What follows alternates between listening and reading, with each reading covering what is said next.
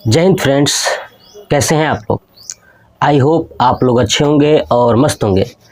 मैं क्लास 10 का साइंस पढ़ा रहा था, जिसके अंतर्गत जैव प्रक्रम पोषण चैप्टर स्टार्ट किया था और मैंने मानव में पोषण के अंतर्गत मुख यानी उसके अंदर जो टीथ और टंग्स यानी जीभ, इन दोनों के बारे में मैं वीडियो अपलोड कर चुका हूं और पूरा डिटेल्स के साथ मैंने बताया था।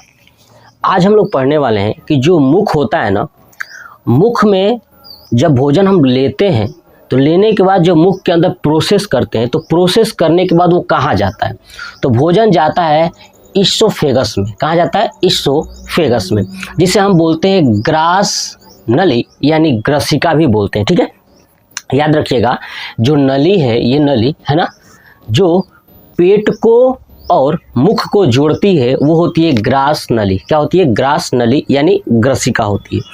तो आज हम लोग ग्रास नली यानी ग्रसिका के बारे में पढ़ने वाले हैं, लेकिन इससे पहले मैं आपको छोटी छोटी इन्फॉर्मेशन पीछे की चीज़ें बताऊंगा, थोड़ा सा सुनिएगा। जैसे मैंने बताया था कि हमारे मुख के अंदर दांत होता है और जीभ होता है। जब हम पहली बार भोजन को ग्रहण करते हैं तो हम ये जानना जरूरी है कि आखिर में भोजन में हम क्या क्या ग्रहण करते हैं। तो देखिए, हम भोजन में मुख्यतः 6 चीज़ें ग्रहण करते हैं। क्या क्या चीज़ें? पहला, कार्बोहाइड्रेट। क्या ग्रहण करते हैं? याद रखिएगा, कार्बोहाइड्रेट। ठीक है। दूसरा ग्रहण करते हैं प्रोटीन। क्या करते हैं? प्रोटीन। और तीसरा ग्रहण करते हैं वसा। क्या ग्रहण करते हैं? वसा यानी फैट। चौथा ग्रहण करते हैं खनिज पदार्थ। क्या करते हैं? खनिज पदार्थ। और पांचवा करते हैं जल। क्या करते हैं? जल। और छठवां करते हैं विटामिन। क्या करते हैं? विटामिन। यानी हम मोटा मोटी बात करूं तो भोजन के अंदर हम लोग कुछ भी खाते हैं ना, तो यही 6 चीज़ें ग्रहण करते हैं, जैसे कार्बोहाइड्रेट, प्रोटीन, वसा, खनिज पदार्थ, जल और विटामिन।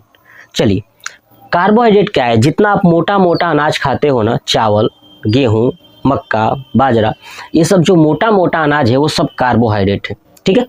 अब प्रोटीन, जैसे आपने दूध, कोई फल है ना, उन सब में भी क्या पाया जाता है? प्रोटीन। दाल प्रोटीन, सोयाबीन प्रोटीन। ठीक है। वसा यानी जितना ऑयल वाला सामान खाते हो वो सब वसा है। जैसे आप फास्ट फूड खोल ले लीजिए, या कोई अगर कार्बोहाइड्रेट भी खा रहे हो उसमें भी ऑयल्स होते हैं। अगर आप प्रोटीन खा रहे हो उसमें भी ऑयल्स होते हैं। जैसे मान लीजिए कि आपने दूध पिया, तो दूध में तो प्रोटीन होता है, लेकिन उसके साथ साथ उसमें ऑयल भी होता है। जैसे घी निकल जाता है ना, बाद में दूध से घी निकल जाता है ना, तो इसका मतलब उसमें ऑयल है। तो ये 3 चीज़ें। चौथा, खनिज पदार्थ। खनिज पदार्थ जैसे हो गया, जब हम दूध खाते हैं तो उसमें कैल्शियम मिल जाता है, पालक खाते हैं तो लोहा मिल जाता है ना, तो तत्व वगैरह मिल जाता है इसमें। जल आपको पता ही है। विटामिन्स जो हमारे शरीर के लिए बहुत ज़्यादा जरूरी है, ये भी हम लोग भोजन के साथ ग्रहण करते हैं।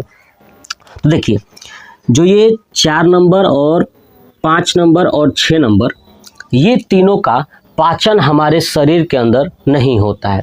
सिर्फ पाचन होता है कार्बोहाइड्रेट, प्रोटीन और वसा का पाचन होता है। लेकिन ये जो तीनों है ना, ये ऑलरेडी पचे हुए होते हैं। यानी हम जब भोजन ग्रहण करते हैं तो खनिज पदार्थ, जल और विटामिन ऑलरेडी हमारे शरीर के अनुसार छोटे छोटे टुकड़ों में होते हैं। लेकिन जो ये कार्बोहाइड्रेट है, प्रोटीन है और वसा है, ये हमारे शरीर के अनुसार नहीं होते हैं। तो हमारे शरीर के अंदर जो अंग है ना, पाचन तंत्र वाला, वो सभी क्या करते हैं कि कार्बोहाइड्रेट, प्रोटीन और वसा का ही पाचन करते हैं। इसके अलावा किसी चीज का पाचन नहीं करते हैं। बात समझ में आ गई? चलिए, अब देखिए, हम लोगों ने जो मुंह पढ़ा था, तो जब हम रोटी खाते हैं तो माउथ के अंदर जाता है ना, तो माउथ के अंदर कार्बोहाइड्रेट का पाचन हो जाता है। किसका पाचन हो जाता है?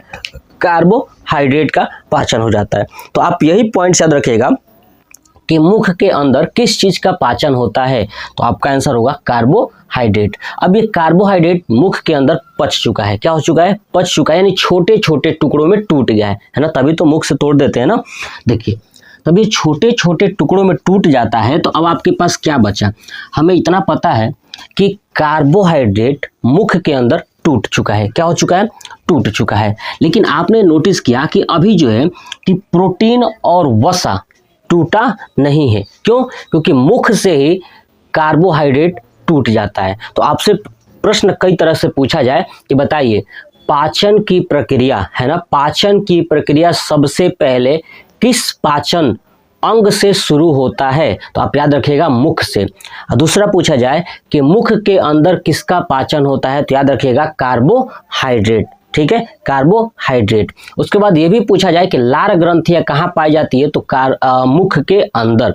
मैं लार ग्रंथियां जब पढ़ाऊंगा, जब पाचक ग्रंथियां पढ़ाऊंगा, उसमें आपको लार ग्रंथियां पढ़ा दूंगा, सलेवरी ग्लैंड्स। समझ में आ गया? चलिए अब देखिए, आपने देखा कि जो हम भोजन ले रहे थे उसमें से पाचन किसका किसका करना है, तो एक कार्बोहाइड्रेट, ठीक है, एक कार्बोहाइड्रेट का पाचन करना है ना। अब शॉर्ट में लिखता हूं, देखिए carbohydrate plus protein plus fat.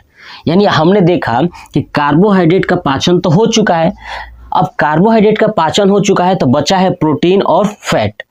लेकिन जब ये तीनों मिलते हैं ना, मुख के अंदर ही तीनों ये मिलते हैं, तो जब इसका पाचन हो जाता है तो जो भोजन बनता है ना मिलने के बाद, उसको बोलते हैं बोलस। क्या बोलते हैं? बोलस। याद रखिएगा कि बोलस कब बोलते हैं भोजन को, कि जब मुख के अंदर कार्बोहाइड्रेट पच जाता है और पचने के बाद प्रोटीन फैट सब एक दूसरे के साथ मिक्स हो जाती हैं, वो क्या होता है? बोलस। अब ये बोलस ही मुख के अंदर बन गया बोलस, और वो बोलस आएगा इसोफेगस, यानी जो फूड पाइप है, भोजन वाली नली है ना, ग्रास नली या ग्रसिका, इसके अंदर एंट्री करेगा। इसके अंदर क्या करेगा? एंट्री। तो बताइए भोजन का कौन सा रूप ग्रास नली में प्रवेश करता है, तो भोजन का बोलस रूप। कौन सा रूप? बोलस रूप। बोलस रूप क्यों बोलते हैं? क्योंकि कार्बोहाइड्रेट पच चुका है और प्रोटीन और फैट नहीं पचे हैं, तो सब मिक्स हुआ है, वो बोलस हो गया। बोलस के रूप में भोजन पहुंचता है कहाँ पे?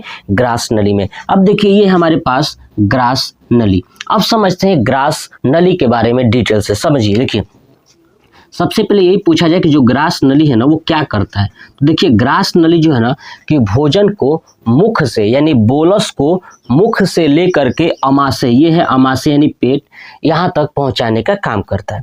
अब देखिए जो ग्रास नली है, ग्रास नली पे ना ये पतली सी नली है। क्या है ये? पतली सी नली है, और बहुत ज़्यादा फ्लेक्सिबल यानी संकुचित है। ये क्या है? बहुत ज़्यादा फ्लेक्सिबल यानी संकुचन वाली नली है, और ये मांसल की बनी होती है, यानी पेशीय अंग है। ये क्या है? पेशीय अंग। इसकी लंबाई लगभग 25 सेंटीमीटर होती है। लगभग कितनी? ये लंबाई जो है ध्यान रखिएगा कितनी होती है? 25 सेंटीमीटर होती है। इसका जो दीवार है ना, इसके दीवार में कोई भी पाचक ग्रंथियां नहीं पाई जाती है। मैं बताया था कि मुख में पाचक ग्रंथियां होती हैं। कौन सी? लार ग्रंथियां, यानी सलेवरी ग्लैंड्स। ये भोजन को क्या करती है? पचाने का काम करती है। लेकिन अगर इसकी बात करूं, इसमें कोई भी पाचक ग्रंथियां नहीं होती हैं, जिसके कारण इस इसोफेगस में है ना, ग्रास नली में कोई भी भोजन का पाचन नहीं होता है। क्या होता है? कोई भी भोजन का पाचन नहीं होता है। याद रखिएगा कि पाचन तंत्र के किस अंग में भोजन का पाचन नहीं होता है, तो आपका यही आंसर होगा ग्रास नली, यानी ग्रसिका या इसोफेगस या फूड पाइप। ठीक है, अब देखिए ये 25 सेंटीमीटर क्या होती है? लंबी होती है। समझ में आया? इसमें क्या होती है? 25 सेंटीमीटर लंबी होती है। अब दूसरी बात सुनिए, अब इसके अंदर भोजन का पाचन नहीं होता है, तो इसके दीवार पे ना एक ग्रंथि पाई जाती है, दूसरी ग्रंथि, जिसको बोलते हैं श्लेष्म ग्रंथि, और इंग्लिश से बोलते हैं म्यूकस ग्रंथि। ठीक है, यानी म्यूकस ग्लैंड और श्लेष्म ग्रंथि। तो ये ग्रंथियां क्या काम करती हैं? उस दीवार पे, ये दीवार पे ना लिक्विड छोड़ती हैं, वाटर, पानी के रूप में लिक्विड छोड़ती हैं, जिसके कारण ये जो नली है ना वो गीला रहे। क्या रहे? गीला रहे, ताकि हमेशा वो नली गीला रहे। तो इसके ऊपर एक श्लेष्म ग्रंथियां पाई जाती हैं, यानी म्यूकस ग्लैंड, जो इस नली को हमेशा गीला करके रखती है। क्योंकि यही रीजन है कि कभी कभी ये नली गीला नहीं होता है, तो हमें लगता है, ऐसा महसूस होता है मानो बहुत ज़्यादा प्यास लग गया। नहीं बोलते गला सूख गया है। गला क्यों सूख गया है? क्योंकि श्लेष्म जो ग्लैंड्स है ना, श्लेष्म ग्रंथियां हैं, वो इसको गीला नहीं की हुई है। इसीलिए कभी कभी खाना आप खाते हो तो इस गले में, यानी इसी ग्रास नली में, जिसको हम लोग नॉर्मल भाषा में गला बोलते हैं, इसी ग्रास नली में भोजन यहीं पे कहीं ना कहीं जाके अटक जाएगा। और जब अटक जाता है तो तुरंत हम क्या करते हैं? पानी पीते हैं। और जैसे पानी पिएंगे तो पानी ऊपर से आएगा, तो इस दीवार को क्या कर देगा? गीला कर देगा, जिसके कारण भोजन आसानी से नीचे की तरफ चला जाता है। समझ में आया? ठीक है। तो याद रखिएगा कि अगर इसमें पाचक ग्रंथियां नहीं होती है तो फिर क्या होता है, तो म्यूकस ग्लैंड्स होती हैं, यानी श्लेष्म ग्रंथियां होती हैं जो इस दीवार को गीला करके रखती है ताकि भोजन आसानी से पेट में पहुंच जाए, गले के अंदर यानी ग्रास नली के अंदर रुके ना। लेकिन कभी कभी वो म्यूकस नहीं होता है जिसके कारण वो गले में रुक जाती है, भोजन फंस जाता है। समझ में आ गया, ये पॉइंट्स समझ में आ गया। अब देखिए, अब यहाँ से जब भोजन यहाँ पे अमाशय में पहुँचता है, पेट में पहुँचता है, तो ये जो प्रक्रिया है ना, इसे बोलते हैं पेरिस्टलेसिस। क्या बोलते हैं, पेरिस्टलेसिस। ठीक है, याद रखिएगा कि इसको बोलते हैं पेरिस्टलेटिस, और यानी अगर हिंदी में बात करूँ तो बोलते हैं क्रमाकुंचन। क्रमाकुंचन के द्वारा भोजन मुख से लेकर के अमाशय तक पहुंचता है। याद रखिएगा कि भोजन मुख से लेकर अमाशय तक जो जिस प्रक्रिया के माध्यम से पहुंचता है वो क्या होता है, क्रमाकुंचन। क्रमाकुंचन समझ में आया। अब भोजन अमाशय में किस रूप में आएगा, तो बोलस के रूप में। किस रूप में, बोलस के रूप में। तो ये था हमारा ओसियोफेगस, है ना, यानी इसोफेगस। अब देखिए पूरा ये कंप्लीट हुआ, वही चीज मैंने बोर्ड पे लिखा हुआ है। चलिए आपको एक एक चीज समझाता हूँ। देखिएगा, कह रहा है ग्रास नली यानी ग्रसिका, है ना, इसोफेगस, यह पतली पेशीय संकुचनशील नली होती है ना। यह पतली होती है, संकुचनशील का मतलब ये दबती रहती है, ठीक है, और नली होती है। तो ध्यान रखना, यह पतली पेशीय, पेशी का मतलब कि मांस की बनी हुई संकुचनशील नली होती है, जिसकी लंबाई लगभग 25 सेंटीमीटर होता है। कितना होता है, 25 सेंटीमीटर होता है। ठीक है, यह मुख तथा अमाशय को जोड़ती है। किसको जोड़ती है, मुख तथा अमाशय को जोड़ती है।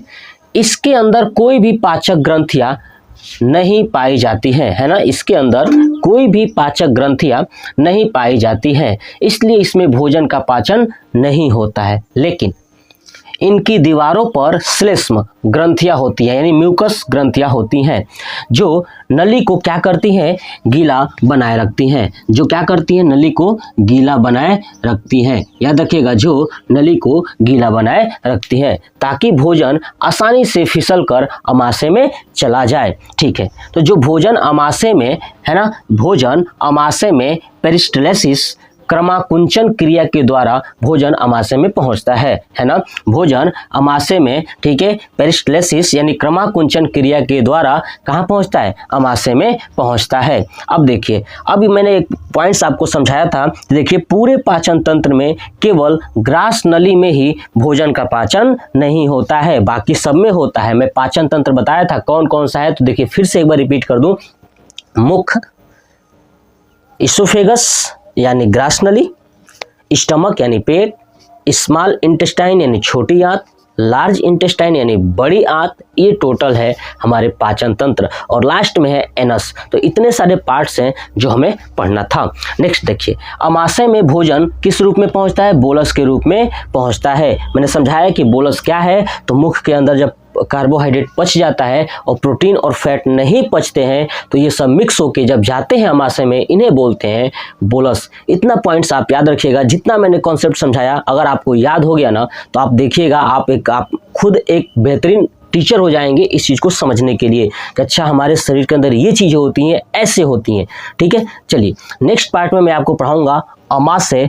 ठीक है, अमाशय के बारे में बहुत सारी चीज़ें बताऊंगा कि अमाशय का काम क्या है, पेट, उदर इसको बोलते हैं, अमाशय के कितने भाग होते हैं, अमाशय में कौन सी ग्रंथियां पाई जाती हैं, सब डिटेल्स के साथ A to Z आपको पढ़ाने वाला हूं। तो ये वीडियो कैसा लगा कमेंट बॉक्स में कमेंट करके जरूर बताइएगा और दोस्तों को शेयर करिएगा। जय हिंद।